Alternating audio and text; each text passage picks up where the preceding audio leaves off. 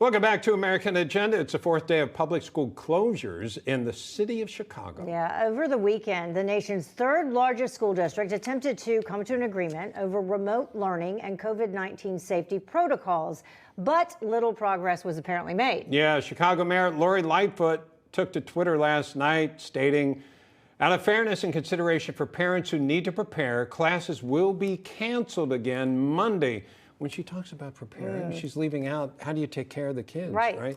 All right, although we have been negotiating hard throughout the day, there has not been sufficient progress for us to predict a return to class tomorrow, meaning today. Yeah, there's a lot of words there to basically say they're still staying home. Still no school. Right, so when will an agreement be reached? Joining us now to discuss, Florida businessman, lawyer, and GOP strategist Ford O'Connell, and host of Money Talk with Melanie and Project 21 member Melanie Collette. Thank you both for joining us.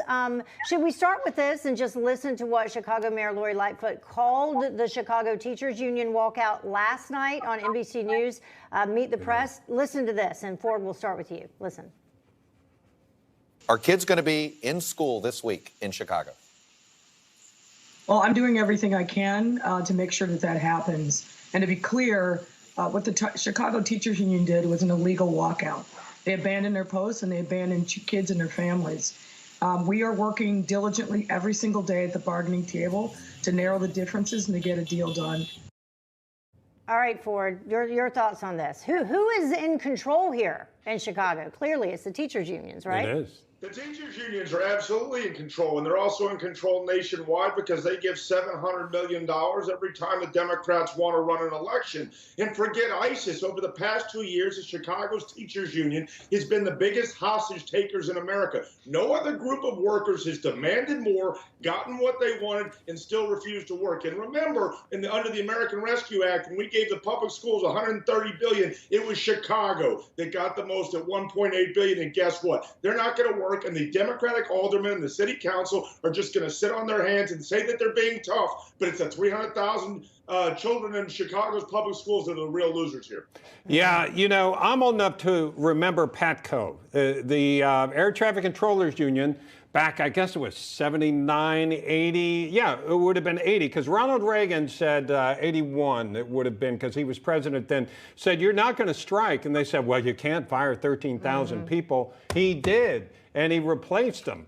Now, obviously, that's not going to happen here, Melanie, but it's kind of like what leverage does the mayor have in this situation? Well, I as a teacher who's on her 10th day of quarantine, because she got COVID at work. Yeah, that's interesting. You doing okay? You doing all right? I am, but I wasn't doing okay last Monday. That's why I wasn't here.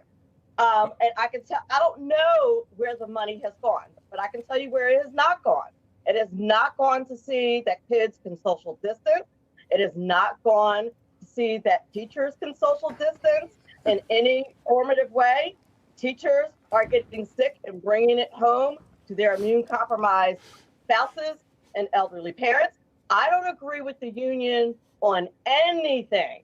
Personally, I think we should do a hybrid model. That's my opinion. And what would it look like? What would it look like, Melanie? The hybrid would be what? Like what we did with hybrid last year, which is kids got to choose if they were going to stay home and they would have to meet a grading requirement, in my opinion, or if they're going to come to school. I don't agree with the schools being shut down, but for people to say that teachers are not getting COVID, they certainly are. We're dealing with classrooms that are a third of the way empty because so many kids have COVID. You can't run a classroom with a third of your kids absent every day.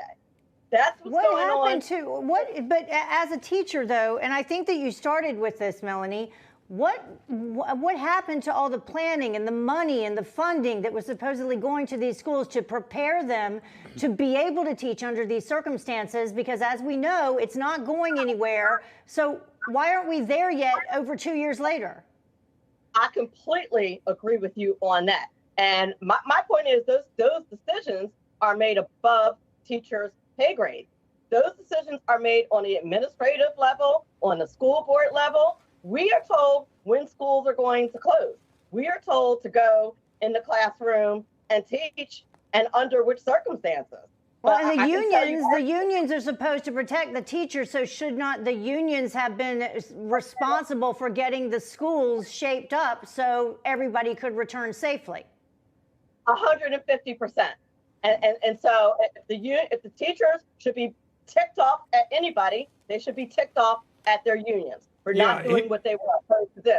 But the teacher bashing, in my opinion, has got to stop. Every teacher I know has been vaccinated. They're bringing COVID home to their kids. They have had COVID more than once because we've been in the classroom. Yeah. If the benchmark for it's safe to go back in the classroom is that you're not going to die, then fine. And you don't care that we're getting sick and bringing home sickness to our loved ones because teachers are actual living, breathing people, yes. Then okay there. Well, but, Melanie, you're getting sick. I guess, and again, I'm glad you're doing okay now, and I understand you saying that you got sick. I guess one of the arguments is teachers' job is to be in a certain setting, and there's no guarantee that you're going to be exposed any more than somebody else in the workplace. You know, we have people that we work that. I'm sorry, go ahead. I would argue that is. You can't teach a student from 6 feet away. You can't, that's impossible. You can't show a kid on. Well, I know, but that's kind of what I'm saying is people are going to be exposed. Right, and so what happens is I'm out of the classroom for 10 days. Every teacher who gets COVID is not in a classroom for 10 days. So there's a sub in there, maybe, or another teacher covering the class.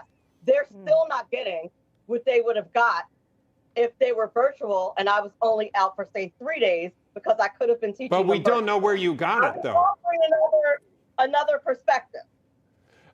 Ford, 20 seconds, Ford. We don't want to leave you out, but we did want to listen to what Melanie had to say, obviously. I'm a professor, and I've taught both virtually and in person, and I will tell you that we've done it down in Florida without a vaccine since September 2020, including the big cities of Miami and Tampa, and we've not had the types of problems that Melanie's talking about in the Northeast or that Chicago's teachers union is talking about in the Midwest. I think that the will needs to be there by the teachers union, and it apparently isn't. Yeah. I think you need to investigate the unions, the teachers' unions, and see where some of this funding that was supposed to go to making classrooms and teachers safe went. I would like to also know how many teachers support the union's position in this, because we don't know. Yeah. Because my wife is a teacher, and she's not in support of what some of the union in her district is in favor of. So.